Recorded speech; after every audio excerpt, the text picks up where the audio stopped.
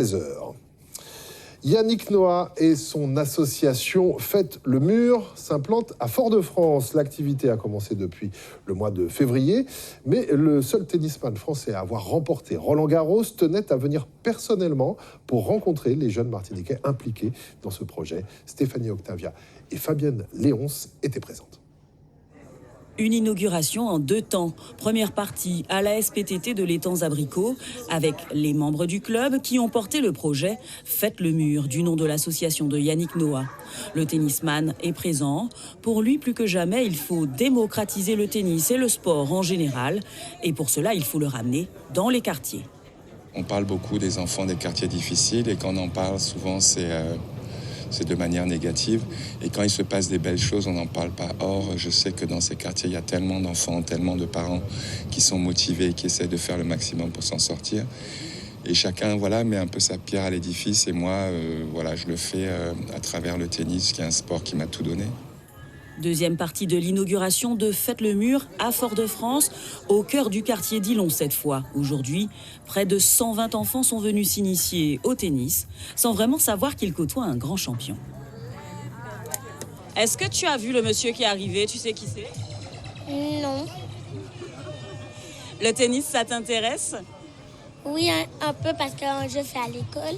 Alors, est-ce que tu connais le monsieur là qui est venu vous rencontrer aujourd'hui? Oui, mais je ne sais plus comment il s'appelle. Qu'est-ce qu'il fait? C'était le plus grand joueur de tennis. Depuis le 19 février, tous les jeudis, les enfants viennent sur ce plateau sportif de 16h30 à 18h. Et il y a un réel engouement. Alors nous sommes les premiers surpris parce qu'on avait un petit peu peur en se disant « Ah oui, le tennis, l'image du tennis, etc. » Et finalement, au fur et à mesure, on a de plus en plus d'enfants.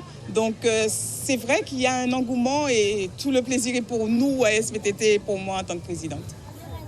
L'association Faites le Mur part du principe que le sport est structurant pour les enfants.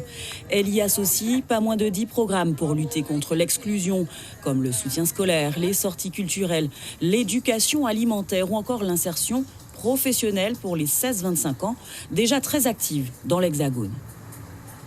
L'objectif, c'est de pouvoir le développer justement en Martinique, à Fort-de-France et au Robert à partir du samedi 9 avril, et notamment sur la formation des arbitres et des ramasseurs de balles. L'objectif, c'est de pouvoir repérer justement quels sont les jeunes qui ont envie de se lancer dans l'arbitrage ou dans le ramassage de balles, et peut-être que les jeunes qu'on voit aujourd'hui, on les verra dans quelques années donc sur les plus grands tournois internationaux, comme peut-être Roland-Garros. Le 9 avril, ce sera au tour du Robert d'inaugurer son implantation de Faites le Mur. L'association est maintenant présente dans 74 villes de France, dont 11 en Outre-mer.